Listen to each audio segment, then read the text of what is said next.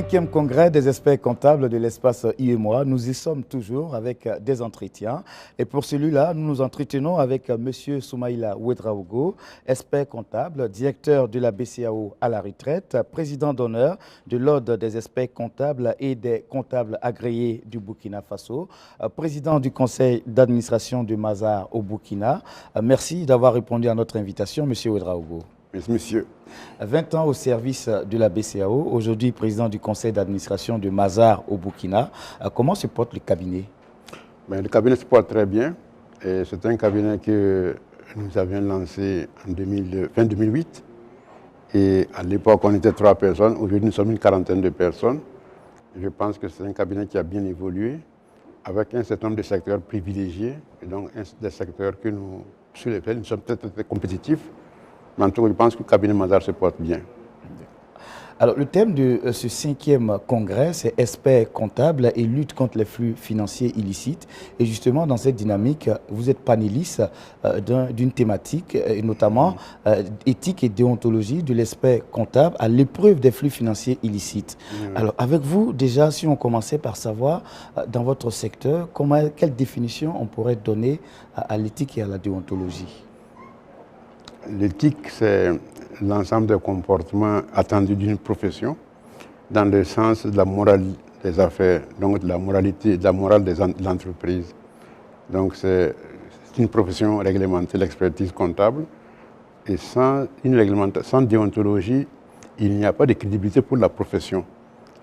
La confiance que les acteurs économiques ont de nous, c'est cette éthique qui permet d'assurer. Donc la crédibilité, la confiance sont inspirés par la pratique de l'éthique. Et la déontologie, quelle définition on retiendrait? Non, la déontologie, il faut être précis. La déontologie, c'est la traduction opérationnelle de l'éthique. L'éthique est plus large, parce que l'éthique touche pratiquement à la moralité, à la morale. Donc la déontologie, c'est la déclinaison pour un secteur donné de l'éthique. Donc il faut considérer la déontologie comme un sous-ensemble de l'éthique qui est plus globale. Les professions ont des éthiques. On peut dire par exemple la déontologie du journaliste, on peut dire la déontologie du pharmacien, on peut dire la déontologie du médecin. Mais tout ça, ça s'inspire de l'éthique qui est beaucoup plus vaste et qui touche beaucoup plus à la morale. Et justement, pour ce qui est des experts comptables, comment cette déontologie a-t-elle évolué au fil des années? Alors, nous avions à l'époque, quand nos ordres sont des ordres très récents, et nous avions à l'époque ce qu'on appelle des codes de devoir professionnels. Ce n'était pas étoffé, mais cela existait. Il y a un minimum de cadres quand on crée l'ordre qui réglemente le comportement de nos membres.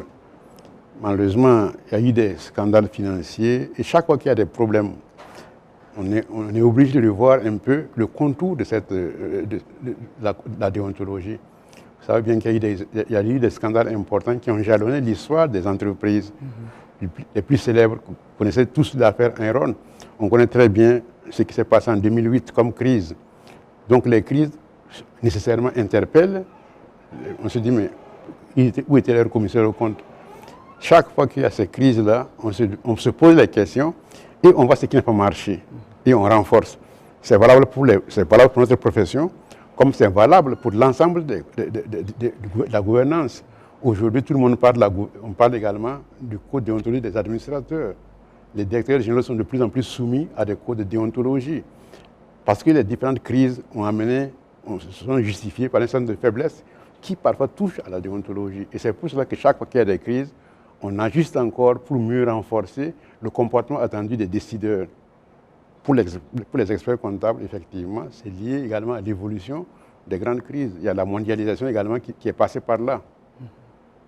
Alors aujourd'hui, l'Afrique de l'Ouest, notre région, connaît, n'est-ce pas, cette situation d'insécurité qui parfois est financée par des flux financiers illicites. Comment, dans un tel contexte, cette éthique ou cette déontologie peut vraiment aider à lutter contre ce mal-là? Il y a des exigences. Quand vous prenez la loi sur le blanchiment des capitaux et la lutte contre le terrorisme, il y a un certain nombre d'obligations qui sont assignées aux commissaires aux comptes, aux experts comptables. je pense que ces assignations, si on respecte nos obligations, on devrait pouvoir contribuer d'une manière ou d'une autre à freiner, à diminuer en tout cas l'intensité du phénomène.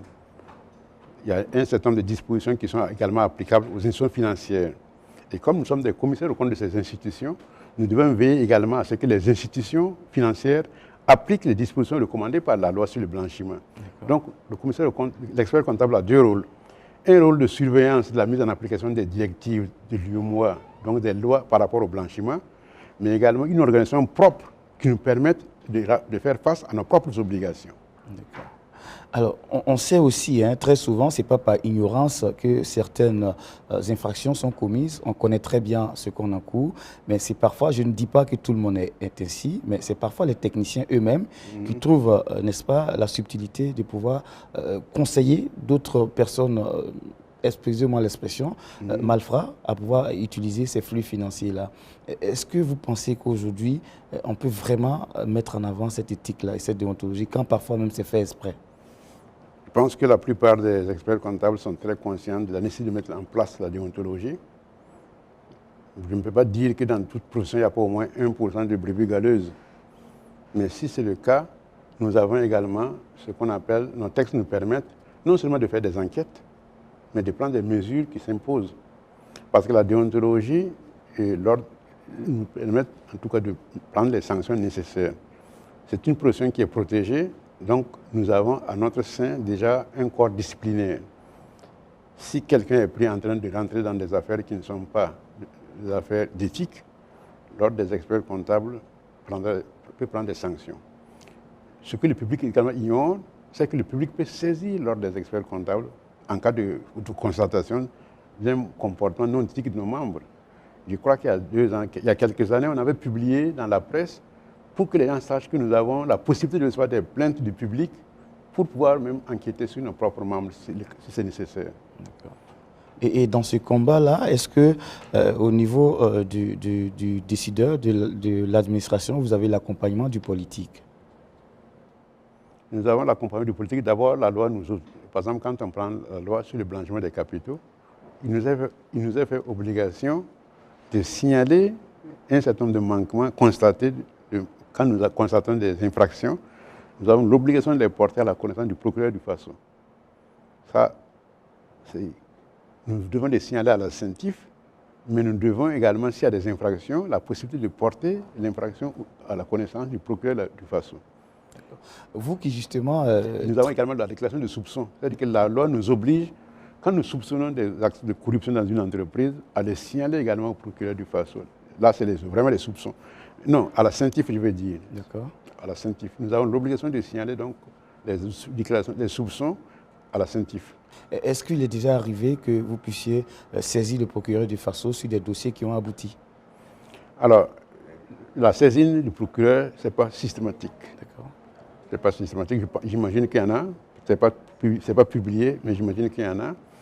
Je crois que au cours de ce panel-là, on va aborder ça. Comme vous êtes là, vous allez voir également, cet après-midi, on va faire les cas concrets.